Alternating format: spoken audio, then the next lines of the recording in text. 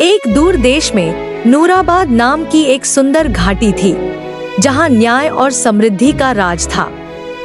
इस राज्य पर राजा खलील और रानी फरहाना शासन करते थे, जो अपनी बुद्धिमानी और प्रजा के प्रति प्रेम के लिए प्रसिद्ध थे।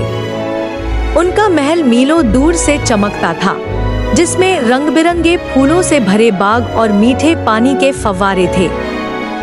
लेकिन इस राज्य का सबसे अनमोल खजाना थी 5 सुशोभित और दयालु राजकुमारियां। राजकुमारी अफीफा सबसे बड़ी, बुद्धिमान और करुणामयी, जो अपने पिता की राज्य के मामलों में सहायता करती थी। राजकुमारी हबीबा बुद्धिमान और रचनात्मक, जिसे नई चीजें आविष्कार करने और समस्याओं का हल निकालने का शौक था। राजकुमारी तूबा ज्ञान की खोजी, जो हमेशा सत्य की तलाश में रहती और इतिहास व कहानियों से मोहित रहती। राजकुमारी माहीन हंसमुख और चंचल, जो संगीत और नृत्य में निपुण थी और जहां जाती खुशी बिखेर देती। और राजकुमारी अक्सा सबसे छोटी, निडर और बहादुर, जो तीरंदाजी और तलवारबाजी में माहिर थी। पांचों बहनें अक्सर महल के बागों में खेलती, कहानियां साझा करती और एक दूसरे का समर्थन करती। लेकिन उन्हें इस बात का जरा भी अंदाजा नहीं था कि जल्द ही उनकी जिंदगी में एक बड़ा बदलाव आने वाला है। एक रात पांचों राजकुमारियों ने एक ही सपना देखा। सपने में एक चमकता हुआ दरवाजा प्रकट हुआ, जो उनसे कह रहा था, यदि तुम अपने सपनों को साकार करना चाहती हो, तो अपनी ताकत को पहचानो और एक साथ यात्रा पर निकलो।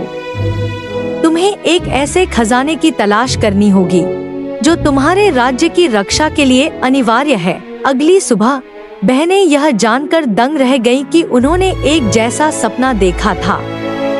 यह कोई साधारण सपना नहीं था। अफीफा ने सोचा और जोर से कहा, यह हमें एक महत्वपूर्ण संदेश देने की कोशिश कर रहा है। लेकिन यह खजाना कहाँ है और हम इसे कैसे ढूंढें?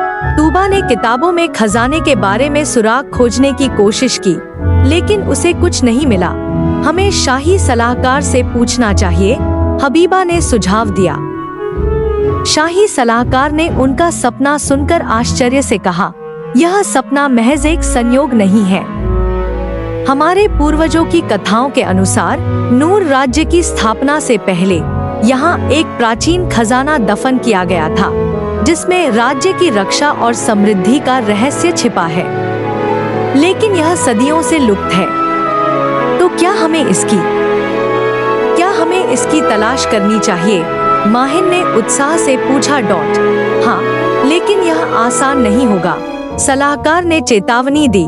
यह खजाना स्मोकी जंगल से परे झिलमिलाती झील के पास एक गुफा के अंदर छिपा हुआ है। लेकिन यह यात्रा खतरों से भरी हुई है और कई कहानियां बताती हैं कि जादुई प्राणी इस रास्ते की रक्षा करते हैं। पांचों राजकुमारियों ने एक दूसरे की ओर देखा। अक्सा ने उत्साहित होकर कहा, यह रोमांचक यात्रा लग रही है, हमें जरूर जाना चाहिए। राजा खलील और रानी फरहाना को पहले चिंता हुई, लेकिन जब उन्होंने अपनी बेटियों का संकल्प देखा, तो उन्होंने उन्हें जाने की अनुमति दे दी। राजकुमारियां महल से घोड़े पर सवार होकर निकली और अक्सा सबसे आगे थी। स्मोकी जंगल रहस्यमय जगह थी, जहां चारों ओर घना कोहरा फैला हुआ था।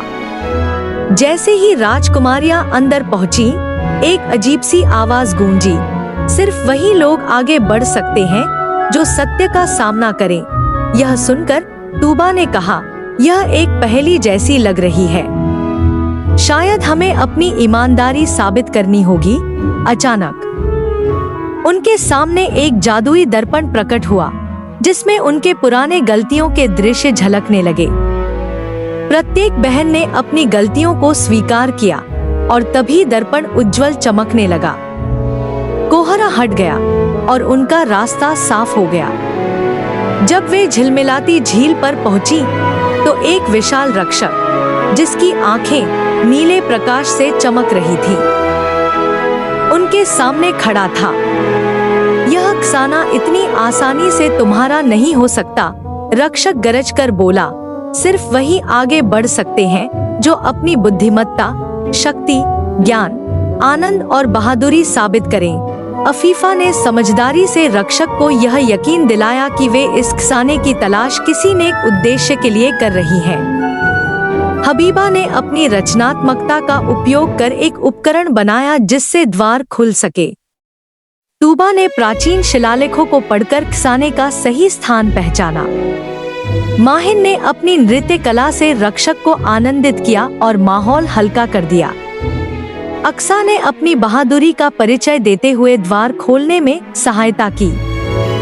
अंततः द्वार खुल गया और उनके सामने एक स्वर्णिम संदूक प्रकट हुआ जिससे उज्जवल प्रकाश निकल रहा था। राजकुमारियां खजाने के साथ अपने राज्य लौट आईं।